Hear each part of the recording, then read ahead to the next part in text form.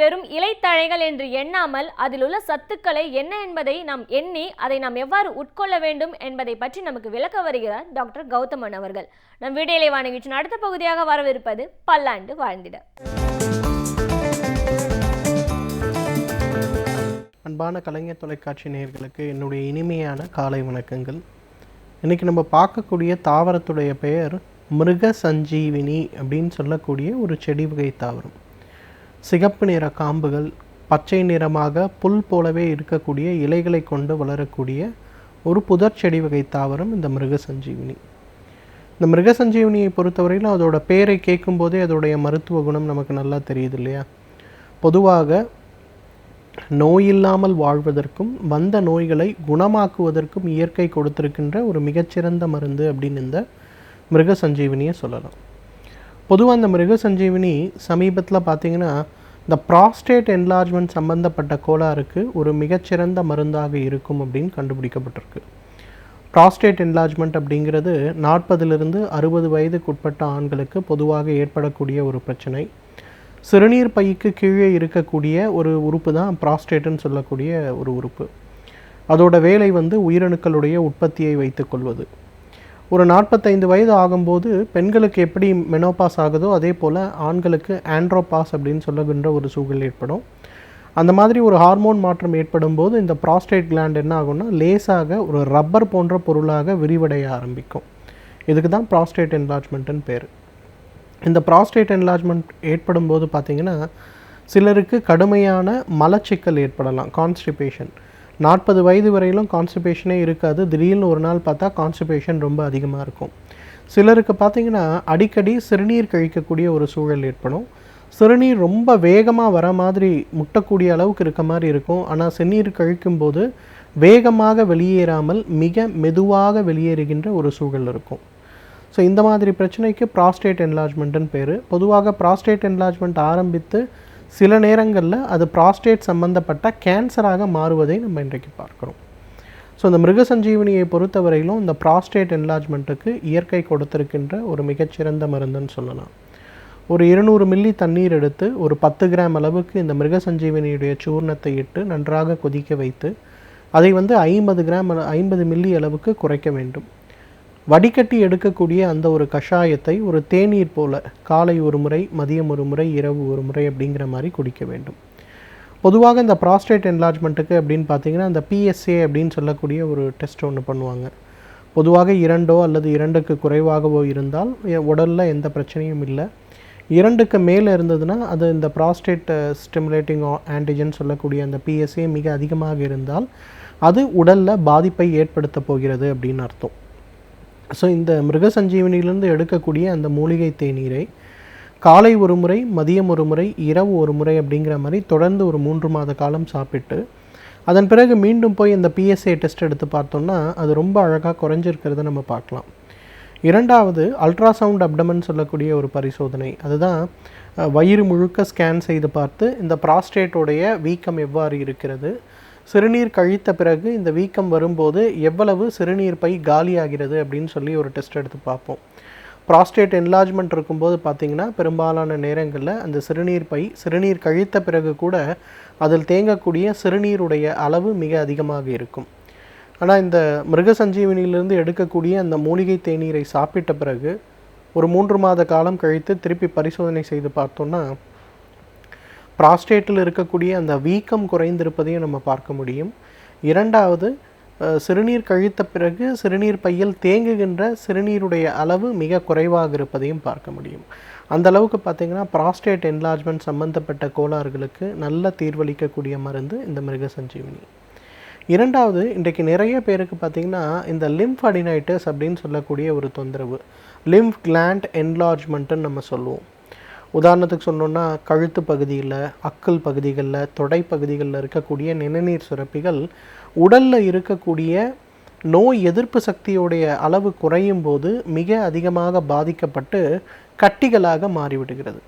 இன்றைக்கு நிறைய பெண் குழந்தைகள் பார்த்திங்கன்னா உடல் எடையை குறைக்கக்கூடிய உணவுகளை பின்பற்றுறேன், உடல் எடையை குறைப்பதற்காக அரிசி சம்பந்தப்பட்ட இல்லை உணவே சாப்பிடாமல் இருக்கேன், வெறும் பழங்களை சாப்பிட்ருக்கேன் அப்படின்னு சொல்லிட்டு ஒரு கடுமையான உணவு பழக்கத்தை அவங்க ஃபாலோ பண்ண ஆரம்பிக்கும்போது அவர்கள் உடலில் இருக்கக்கூடிய நோய் எதிர்ப்பு சக்தியுடைய அளவு மிகவும் குறைந்து அவர்களுக்கு இந்த லிம்ஃபடினைட்டிஸ்ன்னு சொல்லக்கூடிய அந்த நிணநீர் சுரப்பிகளுடைய வீக்கம் ஏற்படுவதை பார்க்கலாம். அந்த வீக்கம் ஏற்படும் போது பார்த்திங்கன்னா கழுத்தை சுற்றி அங்கங்கே முடிச்சா வீக்கம் இருக்கும், அக்குள் பகுதிகளில் வீக்கம் இருக்க ஆரம்பிக்கும். சில நேரங்களில் பார்த்திங்கன்னா இந்த லிம்ஃபடினைட்டிஸ் காச நோயின்னு சொல்லக்கூடிய டிபியோடவோ அல்லது சில நேரங்களில் புற்றுநோயோட கூட தொடர்பு இருக்கக்கூடிய ஒரு வீக்கமாக இருக்கலாம். ஸோ இந்த மாதிரி ஏற்படக்கூடிய லிம்ஃபடினைட்டிஸ்க்கு இந்த மிருக சஞ்சீவினி ஒரு மிகச்சிறந்த மருந்து.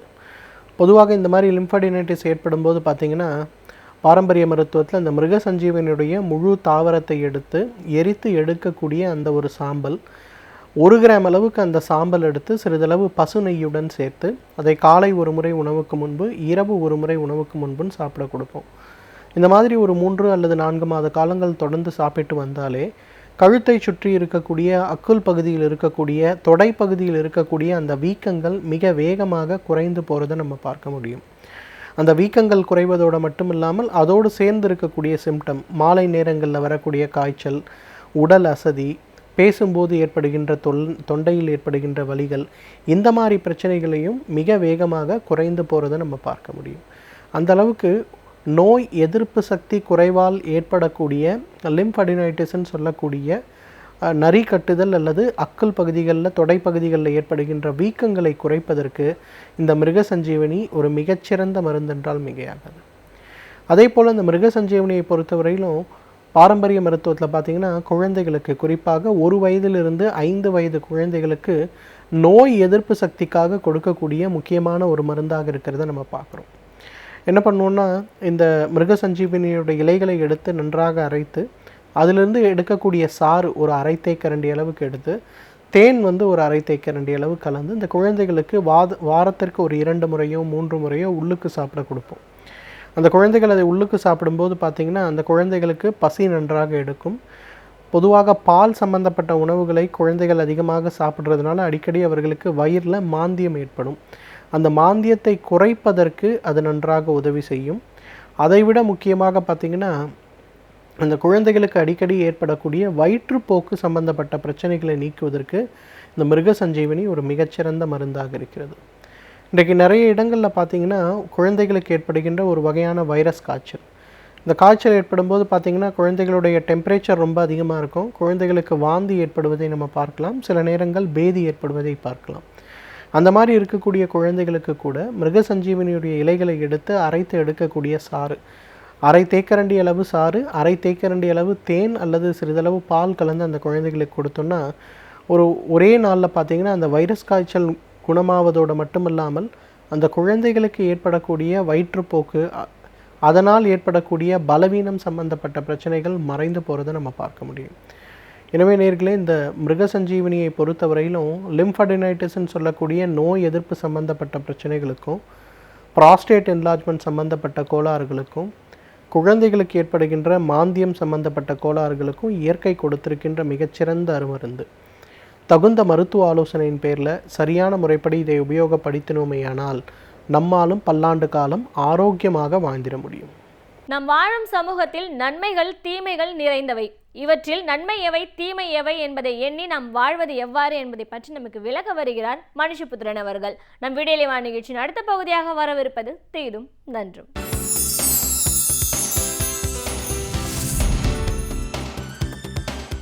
வணக்கம் நண்பர்களே, இன்னும் ஒரு இனிய காலை பொழுதில் தீதும் நன்றும் நிகழ்ச்சியில் உங்களை சந்திப்பதில் மிக்க மகிழ்ச்சி அடைகிறேன்.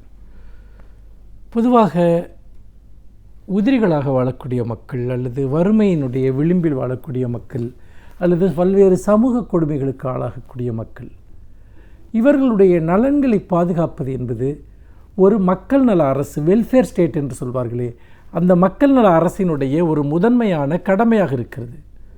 அப்படி பார்க்கிற போது இது போன்ற ஒரு அமைப்பாக ஒன்று திரள முடியாத அல்லது சமூக பிரிவாக ஒன்று திரள முடியாத சமூகத்தின் விளிம்புகளில் வாழக்கூடிய மக்களுக்கு, ஒரு அரசு என்ன செய்கிறது என்பது அந்த அரசினுடைய ஒரு மனிதாபிமானம் சார்ந்த சமூக பொறுப்புணர்வு சார்ந்த நோக்கங்களில் முதன்மையானதாக கருதப்படுகிறது. அப்படி பார்க்கிற போது திராவிட முன்னேற்றக் கழகம் அதனுடைய அரசு அமைந்தால் அது சமூக நலன்கள் சார்ந்து பொதுவான பல திட்டங்களை நிறைவேற்றும் என்று தன்னுடைய தேர்தல் அறிக்கையில் முன்வைக்கிறது. மிக விரிவாக பல திட்டங்கள் இதில் சொல்லப்பட்டிருக்கின்றன. சிலவற்றை நாம் இங்கு பார்க்கலாம். முக்கியமாக இன்றைக்கு கலப்பு திருமணங்களுக்கு எதிராக, காதல் திருமணங்களுக்கு எதிராக ஒரு மோசமான ஒரு சமூக சூழல் இங்கே நிலவுவதை நாம் தொடர்ந்து பார்க்கிறோம். பல்வேறு இடங்களில் கௌரவ கொலைகள் நடக்கின்றன. ஒரு சாதிய ரீதியான தாக்குதல்கள் அவர்கள் மேல் நடத்தப்படுகின்றன. இந்த சூழ்நிலையில் கலப்பு திருமணங்களை ஊக்குவிக்கும் விதமாக அவர்களுக்கு வழங்கப்படுகிற திருமண உதவி திட்டம், அதாவது அந்த மணமக்களில் ஒருவர் தாழ்த்தப்பட்ட சமூகத்தைச் சேர்ந்தவராகவும் இன்னொருவர் பிற்படுத்தப்பட்ட அல்லது உயர் வகுப்பைச் சேர்ந்தவராகவும் இருந்தால் அவர்களுக்கான திருமண உதவி திட்டம் என்பது 25,000 30,000 ரூபாயாக உயர்த்தப்படும் என்பதோடு அவர்களுக்கு 4 கிராம் தங்கம் அவர்களுடைய திருமணத்திற்காக அளிக்கப்படும் என்கிற ஒரு வாக்குறுதியையும் திராவிட முன்னேற்றக் கழகம் இந்த தேர்தல் அறிக்கையிலே முன்வைக்கிறது. இந்த திட்டத்தின் கீழ் பட்டப்படிப்பு படித்த பெண்களுக்கு திருமண உதவித்தொகையாக இப்போது வழங்கப்படுகிற 50,000 ரூபாய் என்பது 60,000 ரூபாயாக உயர்த்தி தரப்படும் என்றும் அவர்களுக்கும் அந்த தாலிக்கான அந்த 4 கிராம் தங்கம் அளிக்கப்படும் என்பதையும் இந்த தேர்தல் அறிக்கை வலியுறுத்துகிறது.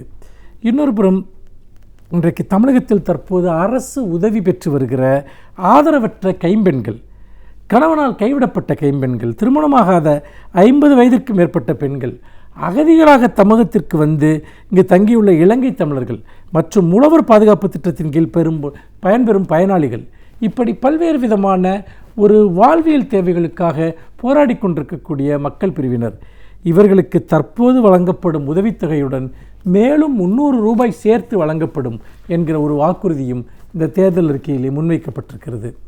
இன்னொன்று, இந்த மிக முக்கியமான ஒரு விஷயம், அனைவராலும் இன்றைக்கு போற்றப்படுகிற வரவேற்கப்படுகிற ஒரு வாக்குறுதி ஒன்றை திராவிட முன்னேற்றக் கழகம் இந்த தேர்தல் அறிக்கையிலே முன்வைத்திருக்கிறது. அதுதான் அறிஞர் அண்ணா உணவகம். ஒருவேளை உணவிற்கு கூட உணவின்றி தவிக்கக்கூடிய பல மக்கள், பல்லாயிரம் மக்கள் இன்றைக்கு சமூகத்தின் தெருக்கரையில் தெரு ஓரங்களில் வாடிக்கொண்டிருக்கிறார்கள். அவர்களுக்காக இந்த அறிஞர் அண்ணா உணவகம் துவங்கப்படுகிறது. இது அரசினுடைய ஒரு சமூக பொறுப்புணர்வு நிதியம். அதனோடு சேர்த்து இந்த சமய அறநிலையத்துறை மற்றும் இதர சமய அமைப்புகள், அரசு சாரா தொண்டு நிறுவனங்கள், இவர்களுடைய உதவிகள், கொடைகள் பங்கேற்புடன் இந்த அறிஞர் அண்ணா உணவகம் திறக்கப்படும். இதன் மூலமாக இந்த சாலையோரங்களில் உணவு இல்லாமல் வாடக்கூடியவர்களுக்கு ஒரு நேர உணவு அளிக்கக்கூடிய ஒரு அரிய திட்டமாக, அதாவது ஒரு மனிதன் கூட பசிப்பினியால் வாடக்கூடாது என்கிற ஒரு உயரிய நோக்கத்துடன் இது இங்கே துவங்கப்பட இருக்கிறது. இதோடு ஒப்பிட வேண்டும் என்று சொன்னால், இப்பொழுது நான் சமீபத்தில் படித்தேன், ஒரு வட இந்திய மாநிலம் ஒன்றில் உணவு வங்கிகளை ஆரம்பிக்கிற ஒரு திட்டம் ஒன்றை ஒரு தனியார் ஒருவர் செய்து வருகிறார். அதாவது ஒரு உணவு வங்கி என்பது ஒரு உணவு வழங்குவதற்கான ஒரு அமைப்பை நிறுவி பல்வேறு அமைப்பினரும் அதில் கொண்டு வந்து தங்களுடைய உணவுப் பொருட்களை கொடுக்கலாம் என்கிற ஒரு நிலையை ஏற்படுத்தி அதன் மூலமாக பலருக்கு உணவளிக்கக்கூடிய ஒரு திட்டம் இங்கு நடத்தப்படுகிறது. இதுபோன்ற ஒரு திட்டத்தை ஒரு முறைப்படுத்தி அரசு ரீதியாகவே செய்வதற்கு இன்றைக்கு திராவிட முன்னேற்றக் கழகம் முன்வந்திருக்கிறது என்பது ஒரு மிகப்பெரிய அளவிற்கு இதுவரை யாரும் எந்த மாநிலத்திலும் எந்த அரசும் செய்யாத ஒரு திட்டம். அதாவது பசிப்பினி போக்க வேண்டும் என்று நினைக்கக்கூடிய அனைத்து அமைப்புகளையும் ஒருங்கிணைத்து அந்த உணவுப் பொருட்கள் வீணாகாமல் அந்த உணவிற்காக அவர்கள் செலவிட வேண்டிய விரும்புகிற தொகையை முறைப்படுத்தி இந்த உணவை வழங்கக்கூடிய ஒரு மிகப்பெரிய சமூக நலத்திட்டம் ஒன்றை திராவிட முன்னேற்றக் கழகம் இங்கே ஆட்சிக்கு வந்தது முன்னெடுக்கும் என்கிற வாக்குறுதி இங்கே சொல்லப்பட்டிருக்கிறது. அதே போல் இன்னொரு விஷயம், இந்த சாலையோரங்களில் தூங்கக்கூடிய மனிதர்கள், அதாவது சமீபத்தில் கூட நாம் ஒரு செய்தியை படித்தோம். இந்த சாலையோரங்கத்தில் தூங்குகிற மனிதர்களுடைய குழந்தைகளை யாரோ கடத்தி சென்று விடுகிறார்கள் என்கிற நெஞ்சை உருக்கக்கூடிய ஒரு செய்தியை நாம் படித்தோம். அதற்கு ஒரு முக்கியமான காரணம், அவர்கள் மிகவும் பாதுகாப்பற்ற சூழ்நிலையில் அந்த இடங்களில் வசிக்கிறார்கள் என்பதுதான்.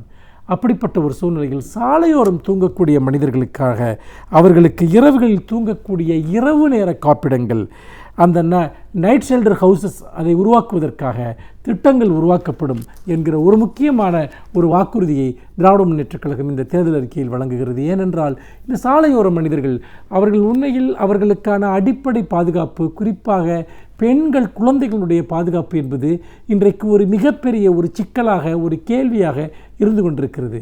இந்த சூழ்நிலையில் தான் சாலையோர மனிதர்களை பற்றிய எண்ணற்ற ஆய்வுகள் அவருடைய அவலநிலையை பற்றி நமக்கு சுட்டிக்காட்டப்பட்டாலும் கூட இந்த திட்டத்தின் மூலமாக இரவு நேரங்களில் அவர்கள் பாதுகாப்பாக தங்குவதற்கான ஒரு சூழல் ஏற்படுத்தப்படும் என்று திராவிட முன்னேற்றக் கழகத்தின் தேர்தல் அறிக்கை குறிப்பிடுகிறது. அதேபோல் திமுக ஆட்சி காலத்தில் முன்னர் மாணவர்களுக்கு சாதி சான்றிதழ் என்பது அவரவர் படிக்கும் பள்ளிகளிலேயே வழங்கப்பட்டன. தற்போது இந்த பணி அங்கு நடைபெறவில்லை. மாறாக பள்ளிக்கூடங்களிலேயே மாணவர்களுக்கு அந்த சாதி சான்றிதழ் கொடுக்கக்கூடிய அந்த முறைமை மறுபடியும் கொண்டு வரப்படும். அதன் மூலமாக அவர்களுக்கு ஏற்படக்கூடிய தேவையற்ற அலைச்சல்கள், பிரச்சனைகள் தீர்க்கப்படும் என்கிற ஒரு விஷயமும் இந்த தேர்தல் அறிக்கையில் சொல்லப்பட்டிருக்கிறது. இது ஒரு பொதுவான சமூக நலம் சார்ந்த திட்டங்களில் இது மிக முக்கியமான ஒன்றாக நான் பார்க்கிறேன். அதேபோல் இந்தியாவிலேயே முதல் முறையாக ஒரு திட்டத்தை கடந்த திராவிட முன்னேற்றக் கழக ஆட்சி இருந்தபோது அமுல்படுத்தினார்கள். அதுதான் மனுநீதி திட்டம். இந்த மனுநீதி திட்டம் என்பது என்ன? அதாவது மக்களுடைய குறைகளுக்கு உடனடியாக நேரடியாக தீர்வு காணக்கூடிய அந்த குறைகேட்பு கூட்டங்களை நடத்துவது. இந்த மனுநீதி திட்டத்தின் கீழ் மக்கள் அளிக்கக்கூடிய புகார்கள் உடனுக்குடன், அதாவது வழக்கமான அரசு நடைமுறைகளின்படி நடவடிக்கை எடுக்கிறோம் என்று சொல்லி அவற்றை குப்பை குடையில் போடாமல் உடனுக்குடன் அந்த குறைகளை தீர்க்கிற, விசாரிக்கிற ஒரு அமைப்பாக இந்த மனுநீதி முறை இருக்கும் என்கிற ஒரு அடிப்படையில் கடந்த காலத்தில் செய்யப்பட்டதைப் போல அதைவிட இன்றைக்கு செம்மையாக அதை நாங்கள் செய்வோம் என்று இன்றைக்கு திராவிட முன்னேற்றக் கழகம் ஒரு வாக்குறுதி அளித்திருக்கிறது. அதன் மூலமாக மக்கள் கொடுக்கக்கூடிய புகார்களுக்கு உடனடியான தீர்வுகள் கிடைக்கும், ஒரு வெளிச்சம் கிடைக்கும். அவர்கள் காத்திருக்க வைக்கப்பட்டு அவர்கள் ஏமாற்றப்பட வேண்டிய அவசியம் இனி இருக்காது என்கிற ஒரு விஷயத்தையும் இந்த தேர்தல் அறிக்கை சுட்டி காட்டுகிறது. அதே போல் இன்றைக்கு வேறு பல விஷயங்கள், அதாவது ஒரு இந்த கந்து வெட்டி கொடுமை மற்றும் சாதி வெறி கொலைகள் இன்றைக்கு தலைவிரித்தாடுகின்றன. இவற்றை எப்படி தடுப்பது? இந்த நிலையை போக்குவதற்காக ஓய்வு பெற்ற உயர்நீதிமன்ற நீதிபதிகள் தலைமையில் உள்துறை செயலாளர், சட்டத்துறை செயலாளர், மூத்த காவல்துறை பெண் அதிகாரி, மூத்த பத்திரிகை ஆசிரியர்கள், அரசு சாரா அமைப்பினர் கொண்ட ஒரு உயர்மட்ட குழு அமைக்கப்பட்டு சாதி வெறி படுகொலைகளை தடுப்பது, அவற்றிற்கு எதிரான நடவடிக்கைகளை மேற்கொள்ளப்படும் என்கிற மிக புரட்சிகரமான ஒரு விஷயத்தை இங்கே இந்த தேர்தல் அறிக்கை முன்வைக்கிறது. அதன் மூலமாக ஏற்கனவே இருக்கக்கூடிய சட்டங்களின் அடிப்படையில் கௌரவ கொலைகள், சாதி ஆணவ கொலைகள் இவற்றையெல்லாம் தடுப்பதற்கான ஒரு உயர்மட்ட குழு அமைக்கப்பட்டு அதற்கான வழிவகைகள் கண்டறியப்படும் என்று சொல்லுகிற போது அதனுடைய வாய்ப்புகள் என்பது சாதிவெறி படுகொலைகளை தடுப்பதற்கான புதிய ஒரு சூழல் இங்கு உருவாகும் என்பதை திராவிட முன்னேற்றக் கழகம் உறுதியுடன் முன்வைக்கிறது. அந்த வகையில் இந்த தேர்தல் அறிக்கை சமூக மாற்றத்திற்கான, நலிந்தோரை பாதுகாப்பதற்கான ஒரு மகத்தான ஒரு அறிக்கையாக இருக்கிறது என்பதில் எந்த சந்தேகமும் இல்லை. மீண்டும் இன்னும் ஒரு புதிய சிந்தனையோடு உங்களை சந்திக்கிறேன். நன்றி, வணக்கம். பல்வேறு துறைகளை சார்ந்த பிரபலங்கள் அவர்களுடைய அனுபவங்களை நம்முடன் பகிர்ந்து கொள்ளும் போது அது நமக்கு சிறந்த தூண்டுகோலாக அமைகின்றது. அந்த வகையில் இன்றைய சிறப்பு விருந்தினர் யார் என்பதை பற்றியும் அவர் என்ன செய்திகளை நம்முடன் பகிர்ந்து கொள்ளப் போகிறார்கள் என்பதை பற்றியும் பார்க்கலாம். நம் விடியலைவான நிகழ்ச்சியின் அடுத்த பகுதியாக வரவிருப்பது சிறப்பு விருந்தினர் பகுதி.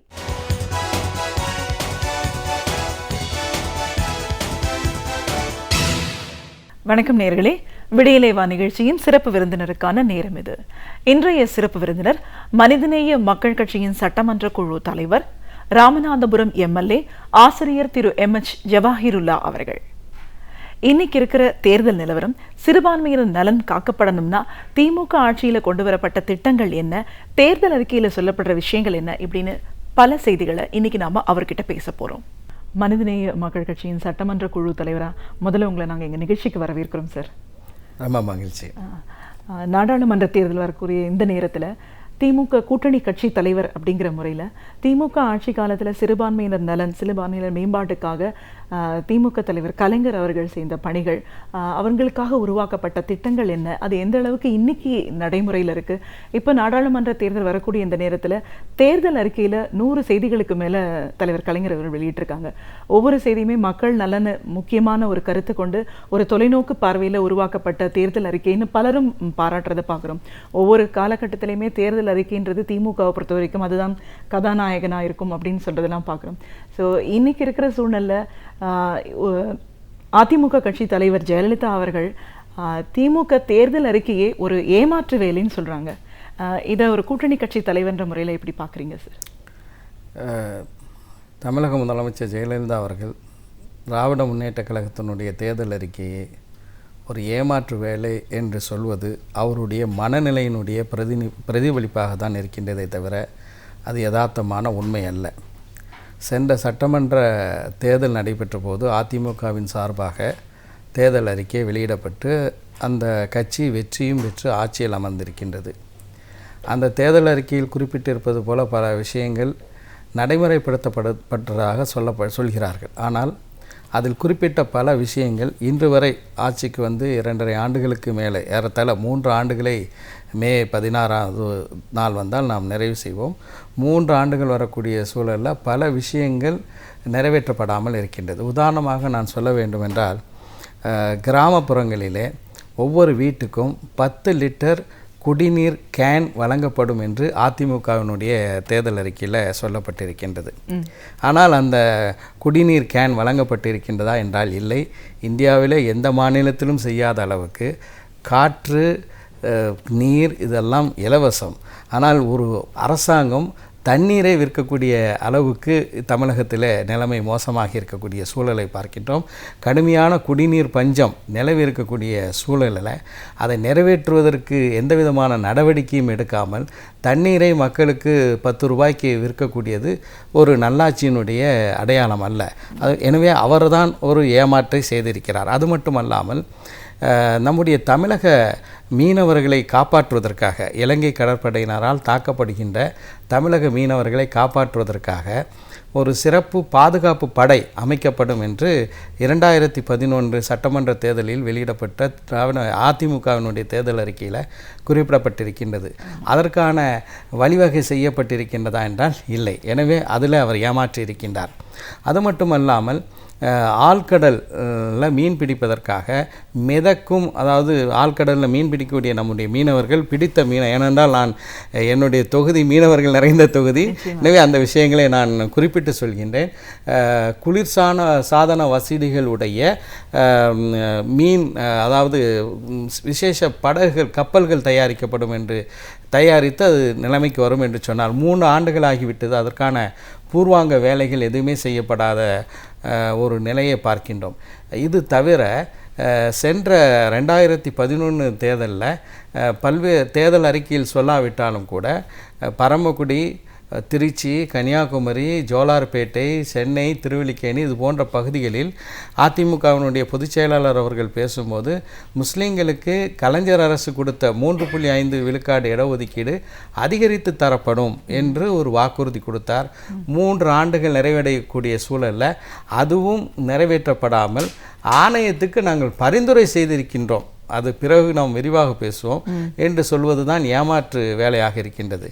ஆனால் கலைஞர் அவர்கள் திராவிட முன்னேற்றக் கழகத்தினுடைய தேர்தல் அறிக்கையை பொறுத்தவரை அதில் சொல்லப்பட்டிருக்கக்கூடிய அம்சங்கள் குறிப்பாக பிற்படுத்தப்பட்டவர், மிகவும் பிற்படுத்தப்பட்டோர், தாழ்த்தப்பட்ட மக்கள், சிறுபான்மை மக்கள், குழந்தைகள் உள்பட அவர்களுடைய நலன் சார்ந்த பல விஷயங்களை நாளை திராவிட முன்னேற்றக் கழகத்தின் ஆதரவுடன் அமையக்கூடிய கலைஞர் அவர்கள் சுட்டிக்காட்டக்கூடிய பிரதமர் தலைமையில் அமையக்கூடிய அரசாங்கத்தினால் நிறைவேற்றப்படும் என்று சொல்லியிருக்கின்றார்கள்.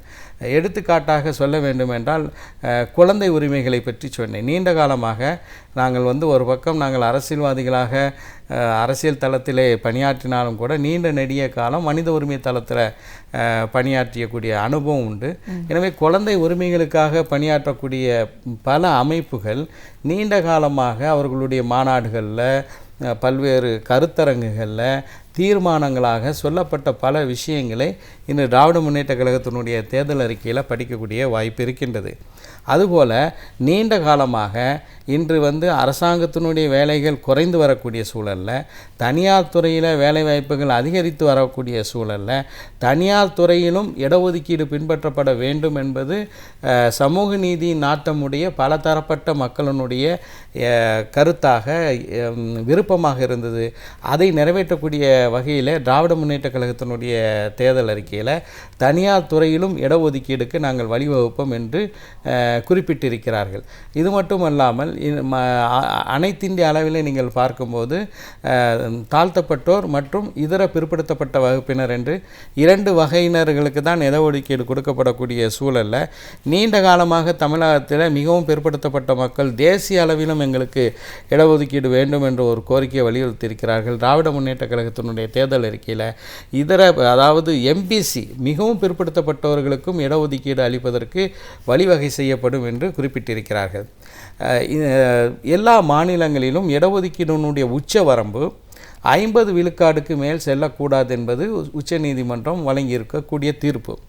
ஆனால் அதே உச்சநீதிமன்றத்தினுடைய மிக சிறந்த நீதிபதிகளில் ஒருவராக இருந்த மிஸ்டர் ஜஸ்டிஸ் ஓ சின்னப்ப ரெட்டி அவர்கள் இந்த 50 விழுக்காடு உச்சவரம்பை நிர்ணயிப்பதற்கு உச்சநீதிமன்ற நீதிபதிகள் யார்? இதை தீர்மானிப்பது நீதிபதிகளாக இருக்கக்கூடாது. ஒரு மாநிலத்தில் 25 விழுக்காடு பிற்படுத்தப்பட்டோர் இருக்கலாம், இன்னொரு மாநிலத்தில் தமிழ்நாடு போன்ற மாநிலத்தில் 85 விழுக்காடுக்கு மேலே பிற்படுத்தப்பட்ட மக்கள் இருக்கலாம். எனவே அந்தந்த மாநிலங்கள் அந்த இடஒதுக்கீடுனுடைய அளவை 50 விழுக்காடு என்று அதை மட்டுப்படுத்தாமல் அவர்களே நிர்ணயித்து கொள்ளக்கூடிய உரிமை தர வேண்டும் என்று ஒரு தீர்ப்பிலே சொன்னார். நம்முடைய திராவிட முன்னேற்ற கழகத்தினுடைய இந்த 16வது நாடாளுமன்றத்துக்கான தேர்தல் அறிக்கையில் அது குறிப்பிடப்பட்டிருக்கின்றது என்பதையும் நான் இங்கே சுட்டிக்காட்ட விரும்புகின்றேன். தமிழகம் சமூக நீதியினுடைய பூமிதான். 1978 அன்று அதிமுகவினுடைய தலைவராக நிறுவனராக இருந்த டாக்டர் எம்ஜிஆர் அவர்கள் இடஒதுக்கீடில் பொருளாதாரத்தையும் அளவுகோலாக எடுத்துக்கொள்ள வேண்டும் என்று ஒரு கருத்தை வலியுறுத்தினார். ஆனால் அதற்கு பிறகு நடைபெற்ற தேர்தலிலே அதிமுக மிகப்பெரிய அளவில் ஏறத்தாழ 37 இடங்களில் தோல்வியடையக்கூடிய ஒரு சூழல் ஏற்பட்டது. இப்போது இந்த 16வது நாடாளுமன்ற தேர்தலில் அதிமுகவினுடைய தேர்தல் அறிக்கையில் என்ன சொல்கிறாங்கன்னா, சமூக பொருளாதார ரீதியில் பின்தங்கியவர்களுக்கு சம வாய்ப்பு ஏற்படுத்தி கொடுப்பது என்ற அந்த பழைய தத்துவத்தை பொருளாதார ரீதியில் இருக்கக்கூடியவர்களுக்கும் பின்தங்கி இருக்கக்கூடியவர்களுக்கும் இடஒதுக்கீடு என்ற ஒரு தத்துவத்தை சொல்லி ஐயா பெரியார் அவர்கள், பேரறிஞர் அண்ணா அவர்கள், திராவிட இயக்கத்தினுடைய அந்த தலக்கர்த்தர்கள் வகுத்த அந்த பாதைக்கு முரணாக அதிமுகவினுடைய தேர்தல் அறிக்கை தான் ஒரு ஏமாற்று தேர்தல் அறிக்கையாக இருக்கின்றது. திராவிட முன்னேற்ற கழகத்தினுடைய தேர்தல் அறிக்கை மக்கள் விரும்பக்கூடிய தேர்தல் அறிக்கையாக அமைந்திருக்கிறது. நிச்சயமா சார். அதிமுக ஆட்சியில் இதையெல்லாம் ஏமாற்று வேலைன்னு அவங்க சொன்னாலும் திமுக ஒவ்வொரு முறை ஆட்சிக்கு வரும்போதும் கடந்த முறை 5வது முறையாக முதலமைச்சராக இருந்த காலகட்டத்திலையும் மக்கள் நல திட்டங்கள், மக்களுக்கான சேவை அப்படின்னு பார்த்தா மறுபடியும் நம்ம நினைச்சா கூட செய்ய முடியாத அளவுக்கு அவர் செஞ்சிருக்காருன்றதை நம்ம எல்லாரும் சொல்றதையே பார்க்குறோம். ஆனாலும் இந்த 17 ஆண்டுகள் மத்திய அரசில் அங்கம் வகித்த திமுக கடந்த முறை ஆட்சியில் இருந்தபோது திட்டங்கள் எல்லாமே ஒரு வளர்ச்சி திட்டங்களே கிடையாது, மக்கள் நலத்தை கருத்தில் கொண்டு எந்த ஒரு திட்டங்களும் உருவாக்கப்படலை அப்படின்னும் அதிமுக முதலமைச்சர் ஜெயலலிதா அவங்க சொல்றாங்க. இது எப்படி சார்?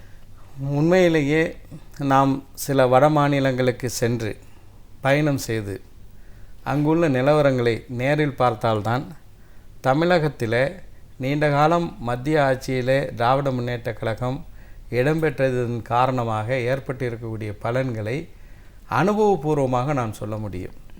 என்னுடைய ஒரு அனுபவத்தை நான் பகிர்ந்து கொள்கின்றேன். சென்ற மாதம் நான் உத்தரப்பிரதேச மாநிலத்தில் நானும் மயிலாடுதுறை தொகுதியில் மனிதநேய மக்கள் கட்சியின் சார்பாக ஜனநாயக முற்போக்கு கூட்டணியினுடைய வேட்பாளராக போட்டியிடக்கூடிய ஹைதர் அலி அவர்களும் உத்தரப்பிரதேசத்தில் முசஃபர் நகர் பகுதிக்கு அந்த கலவரத்தால் பாதிக்கப்பட்ட மக்களை பார்க்க சென்றோம். பார்த்துவிட்டு நாங்கள் அந்த மாநிலத்தினுடைய தலைநகர் லக்னோவுக்கு ரயிலிலே வந்தோம். லக்னோவிலிருந்து நாங்கள் ராம்பூருக்கு செல்ல வேண்டும். ஏனென்றால் உத்தரப்பிரதேசத்தினுடைய அதிகாரம் மிகுந்த ஒரு அமைச்சர் ஆசம்கான் அவர்களை சந்திப்பதற்காக அவருடைய சொந்த தொகுதி ராம்பூர் அங்கே அவர் எங்களை சந்திப்பதற்காக நேரம் கொடுத்திருந்தார். இந்த ராம்பூருக்கும் லக்னோவுக்கும் இடைப்பட்ட தூரம் ஒரு 320 கிலோமீட்டர். தமிழ்நாட்டில் இந்த 320 கிலோமீட்டர் நான் சொல்கின்றேன். நான் சென்னையிலிருந்து புறப்பட்டு சுமார் 470 கிலோமீட்டர் தொலைவில் இருக்கக்கூடிய ராமநாதபுரத்துக்கு என்னுடைய காரில் ஒரு 6-7 மணி நேரத்தில் நான் சென்று விடுவேன். ஆனால் இந்த 320 கிலோமீட்டரை நாங்கள் கடப்பதற்கு எங்களுக்கு அந்த வாகனம் எடுத்துக்கொண்ட நல்ல காரில் தான் போனோம் 10 மணி நேரம். காரணம், தமிழகத்தில் இருக்கக்கூடிய பஞ்சாயத்து கிராமப்புற சாலைகளை விட மிக மோசமாக நேஷ்னல் ஹைவேஸ்ன்னு சொல்லப்படக்கூடிய தேசிய நெடுஞ்சாலை உத்தரப்பிரதேசத்தில் இருந்தது. இத்தனைக்கும் கிழக்கிந்தியாவிலிருந்து டெல்லிக்கு போகக்கூடிய ஒரு தேசிய நெடுஞ்சாலை அது. என்ன காரணம்? ஆனால் தமிழ்நாட்டில் ஏன் மிக சிறப்பான விரிவான சுலபமாக மக்கள் பயணம் செய்யக்கூடிய பாதை இருந்ததற்கு காரணம் திராவிட முன்னேற்ற கழகம் ஐக்கிய முற்போக்கு கூட்டணி ஆட்சியில் இடம்பெற்று அந்த ஆட்சியில் நம்முடைய தரைவழி போக்குவரத்து துறை அமைச்சராக அன்பு சகோதரர் டிஆர் பாலு இருந்த காரணத்தினால தமிழகத்தில் இந்த சாலைகள் மிக வேகமாக வந்த ஒரு சூழலை பார்க்கின்றோம். இது ஒரு சின்ன எடுத்துக்காட்டு தான். இப்படி பல்வேறு மக்கள் நலம் வாய்ந்த பல்வேறு விஷயங்கள் தமிழகத்திற்கு வந்திருக்கின்றது என்பதுதான் உண்மை. எனவே இங்கே தமிழ்நாட்டில் எதுவுமே நடக்கவில்லை என்று தமிழக முதலமைச்சர் ஜெயலலிதா அவர்கள் சொல்வது ஏற்றுக்கொள்ளக்கூடிய ஒரு கருத்தல்ல. இடஒதுக்கீடு அப்படின்னு பார்க்கும்போது இஸ்லாமியருக்கான இடஒதுக்கீடுன்னு சொல்லும்போது 3.5% திமுக ஆட்சியில் தான் வழங்கப்பட்டதுன்னு நம்ம எல்லாருமே பேசுகிறத பார்க்குறோம். அதுதான் உண்மையும் கூட. அப்படின்னாலும் இப்போது தேர்தல் பிரச்சாரத்தில் அதிமுக முதலமைச்சர் ஜெயலலிதா அவங்க இடஒதுக்கீடு இஸ்லாமியர்களுக்கான இடஒதுக்கீடு வழங்கியதே அவங்களோட ஆட்சி காலத்தில்ன்னு தான் சொல்கிறாங்க. அது எப்படி சார்? இதுதான் இந்த நூற்றாண்டின் மிகப்பெரிய ஜோக் என்று நான் சொல்கிறேன். காரணம் என்னவென்றால் மனிதநேய மக்கள் கட்சி என்ற எங்களுடைய அரசியல் கட்சி 2009 தான் தொடங்கப்பட்டது. ஆனால் அதற்கு முன்பு 1995 தமிழ்நாடு முஸ்லிம் முன்னேற்ற கழகம் என்ற சமுதாய இயக்கத்தில் நாங்கள் எல்லாம் சேவை செய்து வந்தோம். தமிழ்நாடு முஸ்லிம் முன்னேற்ற கழகம் தொடங்கப்பட்ட காலத்திலிருந்து முஸ்லீம்களுக்கு, பிற்படுத்தப்பட்ட முஸ்லீம்களுக்கு தனி இடஒதுக்கீடு அளிக்க வேண்டும் என்ற கோரிக்கையை நாங்கள் வலியுறுத்தி வந்தோம். இதற்காக பல்வேறு வகையான மாநாடுகள், பேரணிகள் எல்லாம் நடத்தியிருக்கிறோம். எடுத்துக்காட்டாக சொல்ல வேண்டுமென்றால் 1999 ஜூலை 4 சென்னை சீரணி அரங்கில் முஸ்லீம்களின் வாழ்வுரிமை மாநாடு என்ற ஒரு மாநாட்டை நடத்தினோம். அந்த மாநாட்டில் அன்று அதிமுகவினுடைய பொதுச் செயலாளர் ஜெயலலிதா அவர்கள் பங்கு கொண்டு இந்த மாநாடு நடத்துவதே இடஒதுக்கீடு கோரிக்கை தான். அது நாங்கள் ஆட்சிக்கு வந்தால் நிறைவேற்றுவோம் என்று எப்போ சொன்னார்? 1999 சொன்னார். ஆனால் அது நிறைவேற்றவில்லை என்பது வேறு விஷயம். அதைத் தொடர்ந்து 2004 மார்ச் 21 தஞ்சாவூரில் மிகப்பெரிய பிரம்மாண்டமான ஒரு பேரணி இடஒதுக்கீடு கோரிக்கையை வலியுறுத்தி நாங்கள் நடத்தினோம். 2006 சட்டப்பேரவை தேர்தல் வந்தது.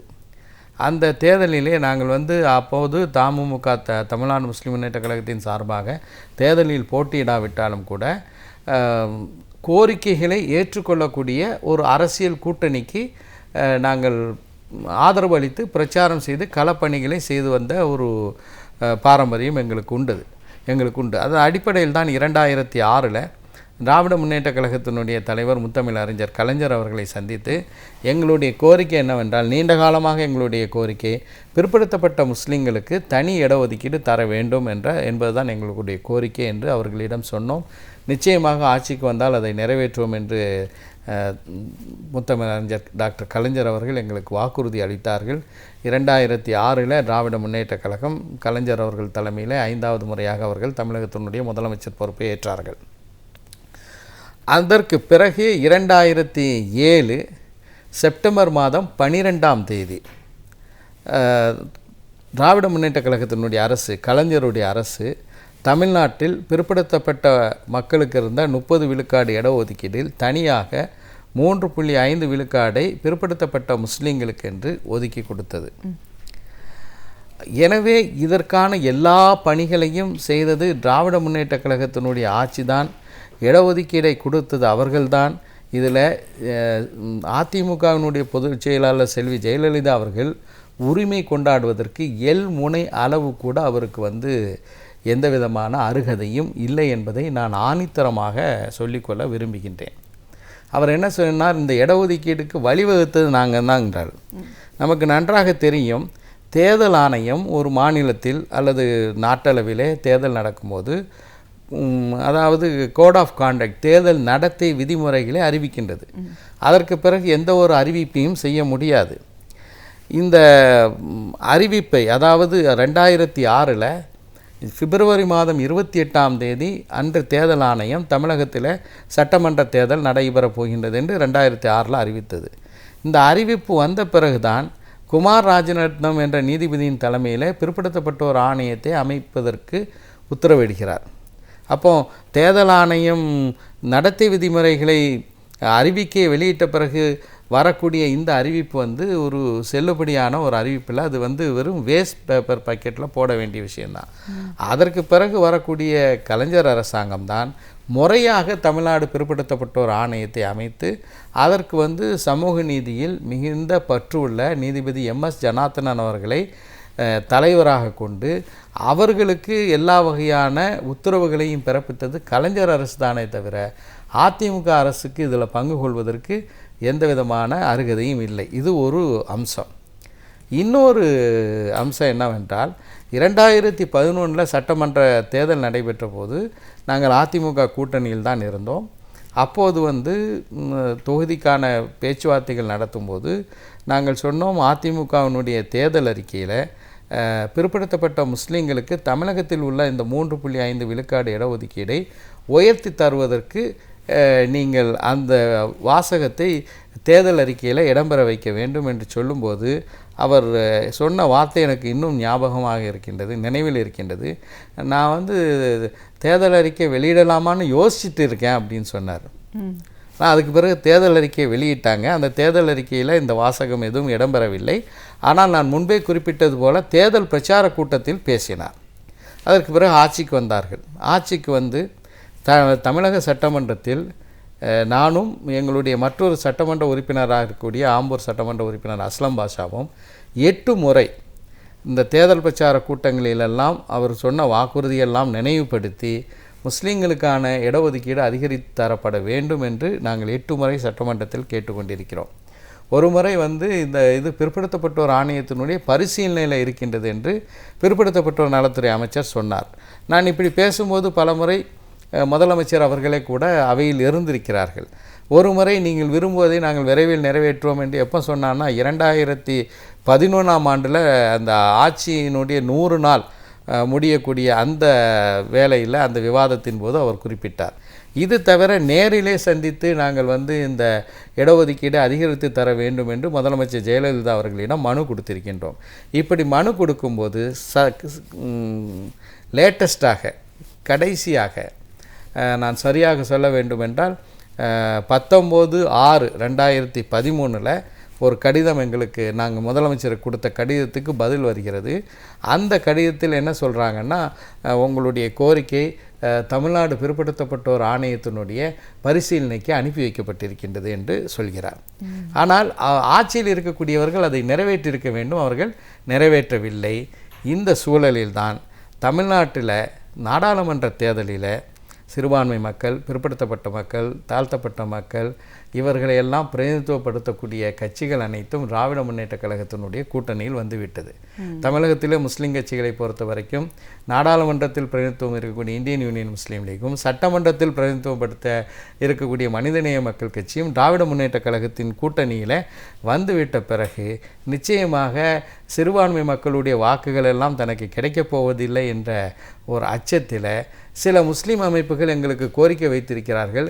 எனவே அதை பிற்படுத்தப்பட்டோர் ஆணையத்தினுடைய பரிசீலனைக்கு அனுப்புகிறேன் என்று ஒரு கடிதத்தை பிற்படுத்தப்பட்டோர் நலத்துறை செயலாளர் வெளியிட்டிருக்கிறார். அதை வைத்துக்கொண்டு இடஒதுக்கீடு நான் கொடுத்தேன் என்று சொன்னால் யாராவது நம்ப முடியுமா? நான் கேட்கின்ற இத்துணை காலம் இருந்தது, அந்த காலத்தை பயன்படுத்தி நீங்கள் வந்து இடஒதுக்கீடை அறிவித்திருக்க வேண்டுமே, ஏன் அறிவிக்கவில்லை? அதுவும் கூட திருவண்ணாமலையில் செல்வி ஜெயலலிதா அவர்கள் பேசிய தேர்தல் பிரச்சார கூட்டத்தை நான் கேட்டுக்கொண்டிருந்தேன் தொலைக்காட்சியில். அப்போதும் என்ன சொல்கிறாருன்னா, சிறுபான்மை மக்கள், சிறுபான்மை அமைப்புகள், இஸ்லாமிய அமைப்புகள் முஸ்லீம்களுக்கான இடஒதுக்கீடு அதிகரிக்க வேண்டும் என்று கேட்டிருக்கிறார்கள். அவர்களுடைய கோரிக்கையை நான் பிற்படுத்தப்பட்டோர் ஆணையத்துக்கு அனுப்பி வைத்திருக்கின்றேன் தான் சொல்லுகிறார்களே தவிர அந்த பரிந்துரையை பெற்று அதை நான் அதிகரிப்பேன் என்று ஒரு வார்த்தை கூட அவருடைய தேர்தல் பிரச்சார கூட்டத்தில் குறிப்பிடவில்லை என்பதையும் நான் சுட்டிக்காட்ட விரும்புகிறேன். அவருக்கு உண்மையிலே அதில் நாட்டம் கிடையாது. நாட்டம் இருந்திருந்தால் ஓரளவுக்கு அதிமுகவினுடைய தேர்தல் அறிக்கையை சிறுபான்மையினர்களுக்கான இடஒதுக்கீடை பற்றி ஒரு வரி கூட இல்லை. ஆனால் திராவிட முன்னேற்ற கழகத்தினுடைய தேர்தல் அறிக்கையை நீங்கள் படித்து பார்த்தீர்கள் என்றால், நான் ஏற்கனவே குறிப்பிட்டது போல பலதரப்பட்ட மக்களுடைய உள்ள குமரர்களை, உள்ள கிடக்கைகளை, விருப்பங்களை எல்லாம் வெளிப்படுத்தக்கூடிய அந்த தேர்தல் அறிக்கையில் சிறுபான்மையினர் நலன் என்ற தலைப்பின் கீழே என்னவெல்லாம் நாங்கள் விரும்பினோமோ அதெல்லாம் இடம்பெற்றிருக்கின்றது. உதாரணமாக நீதியரசர் ரங்கநாத் மிஸ்ரா அவர்களுடைய பரிந்துரையின் அடிப்படையில் அகில இந்திய அளவில் கல்வி மற்றும் வேலைவாய்ப்பில் முஸ்லீம்களுக்கு இடஒதுக்கீடு அளிப்பதற்கு தீவிர நடவடிக்கை எடுப்போம் என்று திராவிட முன்னேற்ற கழக தேர்தல் அறிக்கை சொல்கிறது. அடுத்ததாக அந்த தேர்தல் அறிக்கையில் நீதிபதி ராஜேந்திர சச்சார் குழு பரிந்துரைத்து இருப்பது போல மொத்த திட்ட ஒதுக்கீட்டில் ஷெட்யூலின மக்களுக்கு இருப்பது போல இன்று வறுமையின் கடுமையான பிடியிலே இருக்கக்கூடிய முஸ்லீம் சமூகத்திற்கு ஒரு சிறப்பு உட்கூறு திட்டம், ஸ்பெஷல் காம்போனன்ட் பிளான் அமல்படுத்தப்படும் என்று அந்த அறிக்கையில் சொல்லப்பட்டிருக்கின்றது. இப்படியாக நான் வரிசையாக அடுக்கி கொண்டே போகலாம். பிரதமரனுடைய 15 அம்ச சிறுபான்மையினர்களுக்கான 15 அம்ச திட்டத்தில் ஒதுக்கப்படக்கூடிய நிதி ஒதுக்கீடு 19 விழுக்காடாக உயர்த்தப்படும் என்று கூறப்பட்டிருக்கின்றது. எனவே இடஒதுக்கீடை நான் தான் கொடுத்தேன் என்று சொன்னதும் தப்பு. ஏற்கனவே 2011 சொல்லி ஆட்சியில் 3 வருஷம் இருந்துட்டு எந்த நடவடிக்கையும் எடுக்காமல் நாடாளுமன்ற தேர்தல் நடக்கும்போது தமிழ்நாட்டில் உள்ள இடஒதுக்கீடை அதிகரித்து சொல்வதும் ஏமாற்று வேலை. அதே போல் அதிமுக தேர்தல் அறிக்கையில் சிறுபான்மையினர்கள் இடஒதுக்கீடு தொடர்பாக, சச்சார் குழு தொடர்பாக, மிஸ்ரா ஆணையம் தொடர்பாக எதுவும் சொல்லாமல் சிறுபான்மையினர்களை ஏமாற்றுவதற்கு செல்வி ஜெயலலிதா அவர்கள் முயற்சி செய்கிறார்கள். அது நிச்சயமாக நடக்காது. இது மட்டும் இல்லாமல் இன்னொன்றையும் சொல்ல விரும்புகின்றேன். தமிழகத்தில் நீண்ட காலமாக அமைச்சரவையில் முஸ்லீம்களுக்கு ஒரு பிரதிநிதித்துவம் கொடுக்கப்பட்டு வந்திருக்கின்றது. கலைஞர் காலத்து அண்ணா அவர்களுடைய காலத்தில் கொடுக்கப்பட்டது. ஆனால் 2006 2011 நடைபெற்ற திராவிட முன்னேற்ற கழகத்தினுடைய ஆட்சியில் வழக்கமாக ஒரு அமைச்சர் தான் கொடுப்பாங்க. ஆனால் 2 அமைச்சர்கள், நம்முடைய தஞ்சாவூரை சேர்ந்த மரியாதைக்குரிய உபைதுல்லா சாஹிப் அவர்களும் அதே போல் நம்முடைய பாளையங்கோட்டை தொகுதி எம்எல்ஏ மைதீன் கானும் இடம்பெற்றார்கள் என்பதை நான் குறிப்பிட விரும்புகின்றேன். இது மட்டுமல்லாமல் டாம்கோ என்ற ஒரு நிறுவனம் இருக்கின்றது, தமிழ்நாடு சிறுபான்மையினர் பொருளாதார மேம்பாட்டுக் கழகம். இந்த டாம்கோவில் சென்ற திமுக ஆட்சியில் மாணவர்களுக்கான ஸ்காலர்ஷிப்பு மற்ற உதவிகளுக்கெல்லாம் தமிழ்நாட்டில் ஒதுக்கப்பட்ட நிதிகள் முடிவடைந்த பிறகு வேறு பல மாநிலங்களில் ஒதுக்கப்பட்ட சிறுபான்மையினர்களுக்கான நிதி செலவிடாமல் இருக்கும்போது அந்த டாம்கோ சேர்மனாக கலைஞர் ஆட்சியில் இருந்த அருட்தந்தை சேவியர் அருள்ராஜ் அவர்கள் அந்த நிதிகளை எல்லாம் இங்கே கொண்டு வந்து தமிழ்நாட்டில் கொண்டு வந்து கொடுத்தார். ஆனால் இந்த ஆட்சியில், அதிமுக ஆட்சியில், இப்போது நடைபெற்று கொண்டிருக்கக்கூடிய ஆட்சியில் டாம்கோவுக்கு ஒரு உருப்படியான தலைவரும் போடப்படவில்லை. அந்த தமிழ்நாட்டுக்குன்னு வந்த நிதி திருப்பி கொடுக்கப்படக்கூடிய, அனுப்பப்படக்கூடிய ஒரு நிலையும் பார்க்கின்றோம். இந்த 3.5 விழுக்காடு கலைஞர் அவர்கள் கொண்டு வந்ததின் காரணமாக ஆயிரக்கணக்கான முஸ்லீம் மாணவர்கள் பல உயர் கல்வி நிலையங்களில் இடஒதுக்கீடின் அடிப்படையில் இடத்தை பெற்று படிக்கக்கூடிய ஒரு வாய்ப்பு, அதே போல் வேலை வாய்ப்பிலும் வாய்ப்பு இருக்கின்றது. ஆனால் இந்த அதிமுக ஆட்சியில் பல்வேறு துறைகளில் அரசு ஊழியர்களை தேர்ந்தெடுக்கும் போது 3.5 விழுக்காடு இடஒதுக்கீடு கடைபிடிக்காத ஒரு நிலையும் பார்க்கின்றோம். உதாரணமாக ஒன்றை மட்டும் நான் சொல்லிக்கொள்ள விரும்புகின்றேன். போக்குவரத்து கழகத்தில் ஓட்டுநர்கள், நடத்துனர்கள், தொழில்நுட்ப வல்லுநருக்காக நியமனம் செய்யப்பட்டது. அதில் முஸ்லீம்களுக்கான 3.5 விழுக்காடு இடஒதுக்கீடு பின்பற்றப்படவில்லை. இப்போது டிஎன்பிஎஸ்சி சார்பாக 35 காவல் துணை கண்காணிப்பாளர்கள் நியமிக்கப்படுவார்கள் என்ற அந்த அறிவிக்கை வருகின்றது. அது விண்ணப்பங்கள் கோரி அதிலும் கூட 3.5 விழுக்காடு இடஒதுக்கீடு பின்பற்றப்படவில்லை. எனவே ஏமாற்றுவது கலைஞர் அல்ல, ஏமாற்றுவது ஜெயலலிதா அவர்கள்தான். இதில் எந்த விதமான மாற்று கருத்துக்கு இடமில்லை. இப்போ வர இருக்கிற நாடாளுமன்ற தேர்தலை பொறுத்த வரைக்கும் இது மதச்சார்பின்மைக்கும் மதவாதத்துக்குமான தேர்தல் அப்படின்னு எடுத்துக்கலாமா சார்? நிச்சயமாக எடுத்துக்கொள்ளலாம். காரணம் என்னவென்றால், இன்று ஒருவர் நான் பிரதமர் வேட்பாளராக அறிவிக்கப்பட்டு அவருடைய அலை இந்தியா முழுவதும் வீசுகின்றது என்று பேசிக்கொள்கிறார்கள். ஊடகங்களில் ஒரு சாராரும் கூட அதை பிரபலப்படுத்துகிறார்கள். மோடி அலை வீசுகின்றது என்று சொல்கிறார்கள். அப்படிப்பட்ட அலை வீசுகின்றது என்றால் இந்தியாவில் ஏதாவது ஒரு நாடாளுமன்ற தொகுதியில் நின்று ஜெயிக்கலாம், தமிழ்நாட்டில் கூட வந்து போட்டியிடலாம். ஆனால் குறிப்பிட்ட இந்த தொகுதியில் தான் போட்டியிடுவேன் என்று அடம்பிடித்து அவர்களுடைய கட்சியினுடைய மூத்த தலைவர் டாக்டர் முரளி மனோகர் ஜோஷியை ஒதுக்கக்கூடிய ஒரு நிலை பார்க்கின்றோம். இது ஒரு பக்கம் இருந்தாலும் கூட வளர்ச்சி என்று குஜராத்தில் சொல்லப்படுவது ஒரு மோசடி தான். அங்கே சில நகரங்கள் வேண்டுமென்றால் அகமதாபாத்தாக இருக்கலாம் அல்லது வதோதராவாக இருக்கலாம், இது போன்ற சில நகரங்களில் பளபளப்பு இருக்கலாம். ஆனால் அந்த நகரத்தை ஒட்டி இருக்கக்கூடிய கிராமப்புறங்களிலே மிகப்பெரிய அளவுக்கு மக்கள் பாதிப்புக்கு இலக்கான நிலையில் குடிநீர் இல்லாமல், சரியான ரேஷன் விநியோகம் இல்லாமல், சாலை வசதிகள் இல்லாமல் இருக்கக்கூடிய ஒரு சூழலை பார்க்கின்றோம். 2002 குஜராத்தில் முஸ்லிம்களுக்கு எதிராக எப்படிப்பட்ட கலவரம் நடைபெற்றது என்பது அனைவருக்கும் தெரிந்த விஷயம்.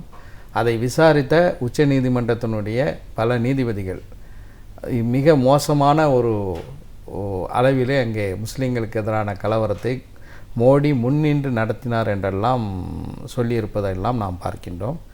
அந்த குஜராத்தில் முஸ்லிம்களுக்கு கல்வி உதவித்தொகை அளிப்பதில்லை.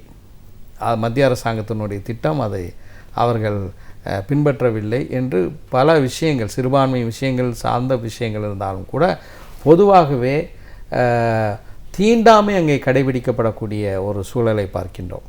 அந்த அகமதாபாத் நகரில் ஒரு தாழ்த்தப்பட்ட சமூகத்தைச் சேர்ந்தவர் IAS அதிகாரியாக இருந்தாலும் கூட பொதுவான குடியிருப்பில் அவங்க குடியேற முடியாத ஒரு சூழல், அவர்களுக்கென்று உள்ள குடியிருப்பில் தான் இருக்க வேண்டிய ஒரு நிலை. இன்றைக்கி டாட்டா நானோ ஃபேக்ட்ரிக்கு மிகப்பெரிய அளவில் ஒரு மிக அற்பமான இன்ட்ரெஸ்ட் விகிதத்தில் 9000 கோடி ரூபாய் கடனாக கொடுத்து சதான் என்ற மாவட்டத்தில், சதான் அகமதாபாத் மாவட்டத்தில் உள்ள சதான் என்ற இடத்துல டாட்டா நேனோ ஃபேக்ட்ரி இருக்கின்றது.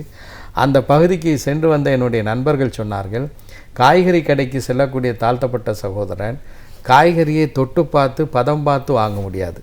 சுட்டி காட்டி காய்கறியை சொல்லும்போது அந்த தலித் பெண்மணிகள் தங்களுடைய முண்டானையை வீச வேண்டும், நிறுத்து வீசுவான். இவர்களும் காசை கூட கையில் இவர்களிடமிருந்து தொட்டு வாங்கக்கூடிய அளவுக்கு, வாங்காத அளவுக்கு தீண்டாமல் இருக்கின்றது. இது பெரிய தலைப்பு, நான் அதற்குள்ளே செல்ல விரும்பவில்லை.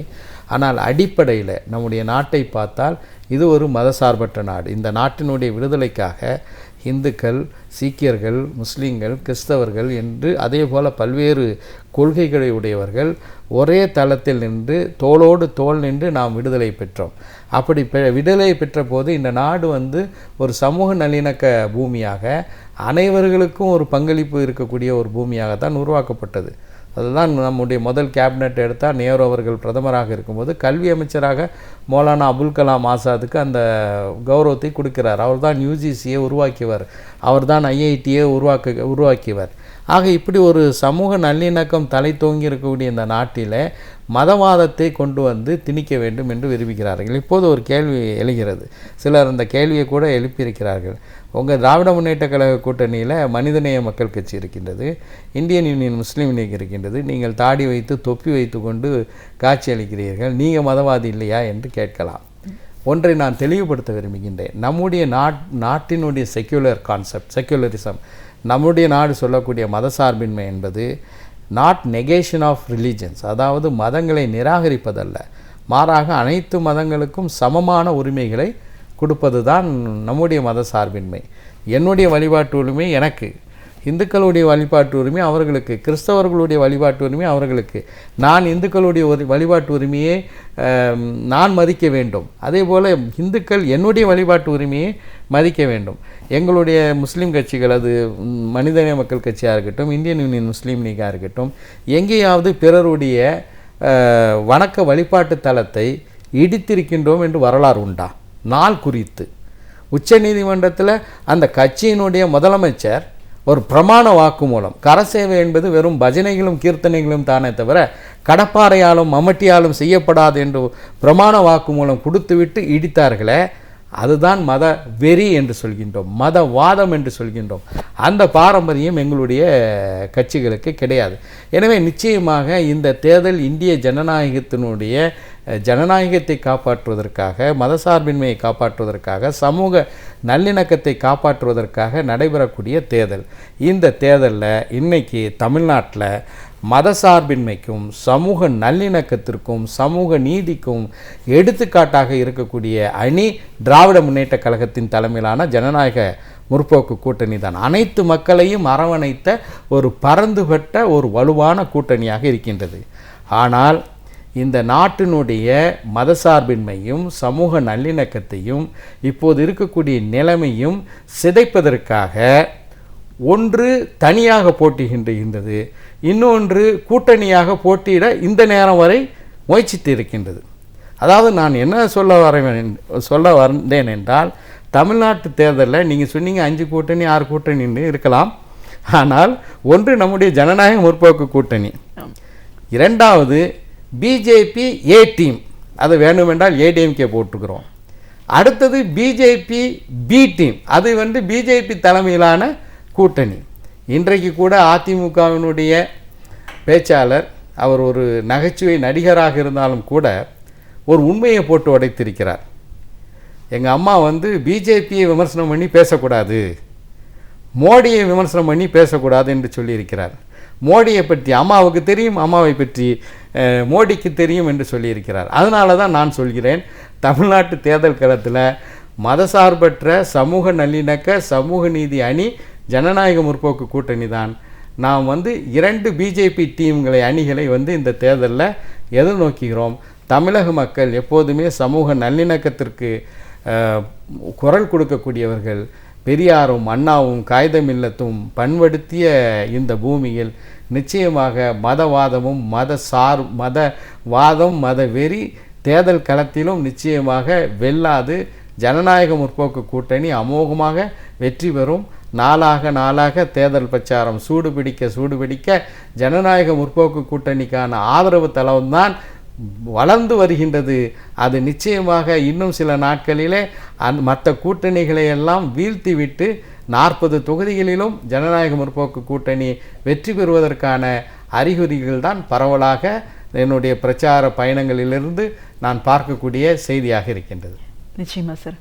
மனிதநேய மக்கள் கட்சியின் சட்டமன்ற குழு தலைவராக, ஒரு கூட்டணி கட்சி தலைவர் அப்படிங்கிற முறையில் திமுக கூட்டணியோட நிலைப்பாடு என்ன, தேர்தல் அறிக்கையில் குறிப்பிட்ட செய்திகள் என்ன, ஒவ்வொரு தேர்தல் அறிக்கையிலும் சொல்லப்படுற விஷயங்கள் எந்த அளவுக்கு முழுமையாக செயல்பாட்டில் அவருடைய ஆட்சி காலத்தில் இருந்திருக்கு, இன்னைக்கு தமிழ்நாடோட நிலைப்பாடு என்ன, இதில் மாற்றங்கள் எந்த அளவுக்கு முக்கியமான ஒரு விஷயமா இருக்குது, அந்த மாற்றம் எப்படி நிகழும் அப்படின்னு உங்களோட கருத்துக்கள் முழுவதையும் எங்கள் நேர்களோடு நீங்கள் பகிர்ந்ததுக்கு ரொம்ப நன்றி. இலக்கிய தேடல்கள், வரலாற்று சான்றுகள், இவைகளில் இருந்து நாம் அறிந்திராத பல அரிய தகவல்களை நம் சிந்தனைக்கு உரமூட்ட வருகிறார் பேராசிரியர் சுபவீரபாண்டியன் அவர்கள். நம் விடியலை நிகழ்ச்சியின் அடுத்த பகுதியாக வரவிருப்பது ஒன்றே சொல் நன்றே சொல்.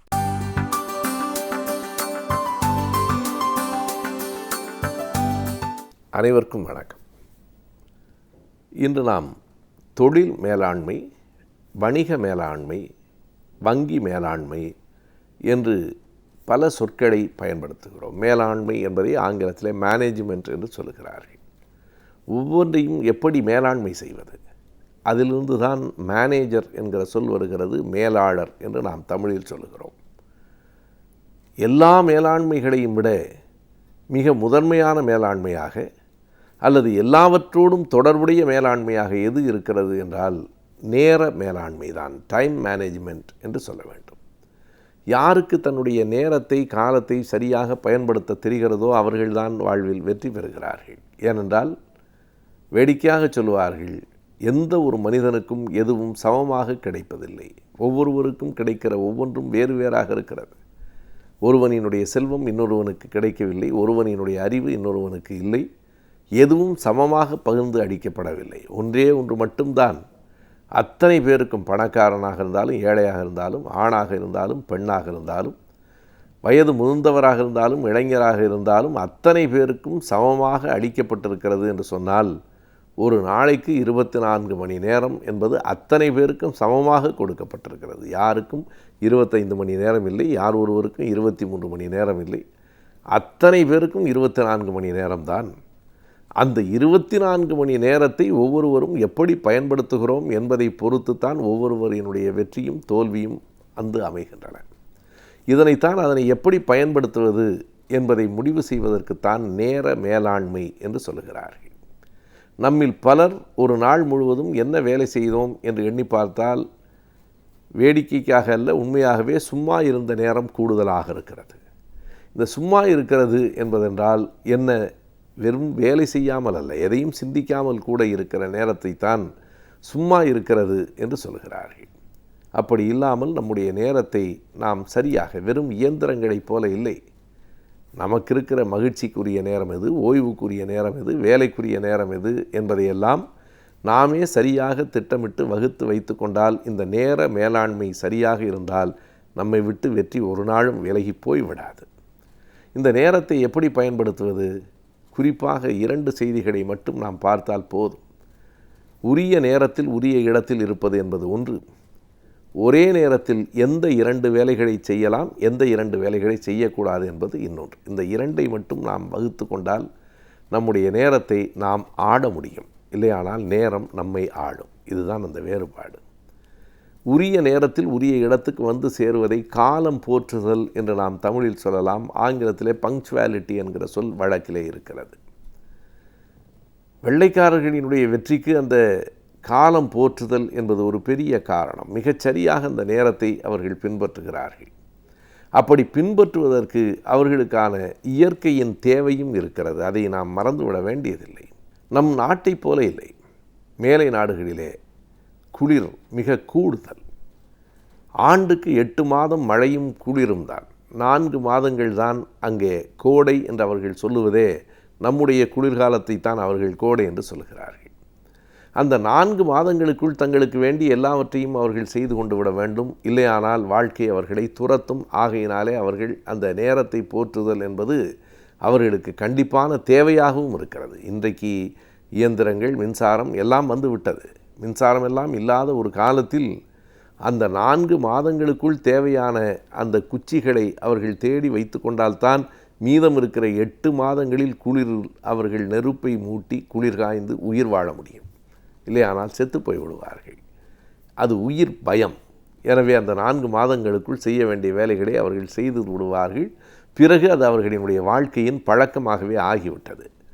காலத்தை போற்றுதலில் இருக்கிற நன்மை என்ன என்றால், ஒரு இடத்துக்கு நாம் அரை மணி நேரம் தாமதமாக போகிறோம் என்றால் அது நம்முடைய அரை மணி நேரம் மட்டுமல்ல, நமக்காக காத்திருக்கிற அத்தனை பேரினுடைய அரை மணி நேரமும் வீணாகிறது என்பதை கணக்கில் கொள்ள வேண்டும். இன்றைக்கு ஒரு பணியை நாம் அரை மணி நேரம் தாழ்ந்து செய்தால் நம்முடைய தொடர்ந்து வருகிற மற்ற பணிகள் எல்லாம் அரை மணி நேரம், 3/4 மணி நேரம், 1 மணி நேரம் என்று தாழ்ந்து போகும். எனவே நம்மிடத்தில் இருக்கிற 24 மணி நேரத்தை நாம் விரயப்படுத்தி கொண்டிருக்கிறோம் என்றால் நாம் வெற்றியை தள்ளி போட்டு கொண்டிருக்கிறோம் என்றுதான் அதற்கு பொருள். எனவே காலம் போற்றுதல் என்பது நேர மேலாண்மையில் ஒரு முதல் இடம். இந்த நேரத்தில் இந்த வேலை என்பதை ஆங்கிலேயர்களைப் போல அப்படி 10 மணி என்றால் 9:59 இல்லை, 10:01 இல்லை என்று அவ்வளவு கராராக இருக்க வேண்டியதில்லை. ஆனாலும் ஒரு 10 நிமிடம் 15 நிமிடங்களுக்கு மேல் முன்னும் பின்னும் போகாமல் பார்த்து கொள்வது என்பது நம்முடைய நேரத்தையும் மற்றவர்களின் நேரத்தையும் மிச்சப்படுத்துவது. இது ஒரு செய்தி. நேர மேலாண்மையிலே இன்னொரு பகுதி என்ன என்றால், ஒரே நேரத்தில் 2 வேலைகளை செய்யலாமா கூடாதா என்பது. சில பணிகளை ஒரே நேரத்தில் 2 வேலைகளை செய்யலாம், செய்ய முடியும், செய்வதில் பிழையில்லை. சிலவற்றை 2 பணிகளை ஒரே நேரத்தில் செய்யவே கூடாது. எந்த 2 பணிகளை சேர்த்து செய்யலாம், எவற்றை செய்யக்கூடாது என்கிற தெளிவு நமக்கு கிடைக்குமானால் பல நேரங்களில் நாம் நேரத்தை மீதப்படுத்த முடியும். முகச்சவரம் செய்து கொண்டே பாட்டு கேட்கலாம், முகச்சவரம் செய்து கொண்டே செய்தி கேட்கலாம், பிழை இல்லை. 2ஐயும் ஒரே நேரத்தில் செய்ய முடியும். மகிழுந்து கார்களிலே போகிற வாய்ப்பு இருக்கிறவர்கள் பயண நேரத்திலே நாமே அந்த மகிழுந்துகளை ஓட்டவில்லை என்று சொன்னால், ஓட்டுநர்கள் இருக்கிறார்கள் என்று சொன்னால், நாம் அரசு பேருந்துகளிலோ அல்லது நம்முடைய பேருந்துகளிலேயே ஓட்டுநர்கள் மகிழுந்துகளில் ஓட்டுநர்கள் ஓட்டும்போதோ பயணம் செய்கிறோம் என்று சொன்னால் அந்த பயண நேரத்தை நாம் மிகச் சரியாக பயன்படுத்தி கொள்ள முடியும். ஏனென்றால் வெறுமனே அமர்ந்து கொண்டு தான் நாம் போகிறோம். அப்படி அமர்ந்து கொண்டு போகிற போது தொலைபேசிகளில் பேச வேண்டியவைகளை பேசிவிடலாம், செய்தித்தாள்களில் சில குறிப்புகளை எடுத்துக்கொள்ளலாம், சின்னஞ்சில குறிப்புகளை கூட நாம் மனத்திற்குள் திட்டமிட்டு கொள்ளலாம். அது பயணம் செய்கிற வேலையும் குறிப்பெடுத்து கொள்ளுகிற வேலையும், பயணம் செய்கிற வேலையும் தொலைபேசுகிற வேலையுமாக 2 வேலைகளை ஒரே நேரத்தில் முடித்து கொள்ளலாம். நமக்கு நேரம் மீதமாகும். இப்படி ஒரே நேரத்தில் 2 வேலைகளை செய்யலாம். ஆனால் சில நேரங்களில் உறங்குகிற போது இன்னொரு வேலையை, சிந்திக்கிற வேலையை செய்யக்கூடாது. நம்மிடத்திலே இருக்கிற மிகப்பெரிய பிழை, உறங்குகிற நேரத்திலே தான் நாம் பலவற்றை சிந்திக்கிறோம். உறங்குகிற போது உறங்குதல் மட்டுமே, உண்ணுகிற போது உண்ணுதல் மட்டுமே.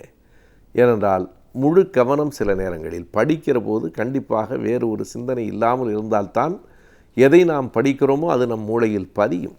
ஆகையினால் ஒரே நேரத்தில் செய்ய வேண்டிய வேலைகள் விளையாட்டு களங்களில் இருக்கிற போது விளையாட்டை தவிர வேறு இடத்தில் கவனம் சிதறக்கூடாது. ஒரே நேரத்தில் ஒரு வேலை மட்டும்தான் செய்ய வேண்டும் என்பது சில இடங்களில், ஒரே நேரத்தில் 2 வேலைகளை செய்ய முடியும் என்பது இன்னொரு நேரத்தில், அவரவருடைய இயல்புக்கு ஏற்ப இப்படி நேரங்களை பகிர்ந்து கொள்வதும் கூட நாம் நம்முடைய பணிகளை விரைந்தும் சரியாகவும் செய்வதற்கு உதவும். விரைந்தும் செய்ய வேண்டும், சரியாகவும் செய்ய வேண்டும். எனவே இந்த நேர மேலாண்மையை சரியாக கைகளிலே எடுத்துக்கொள்ளுகிறவர்கள் பல வெற்றிகளை எளிதில் பெற முடியும். வாழ்வின் உயரமும் தாழ்வும் இந்த நேர மேலாண்மையிலும் பொதிந்திருக்கிறது என்பது மிக மிக பெரிய உண்மை.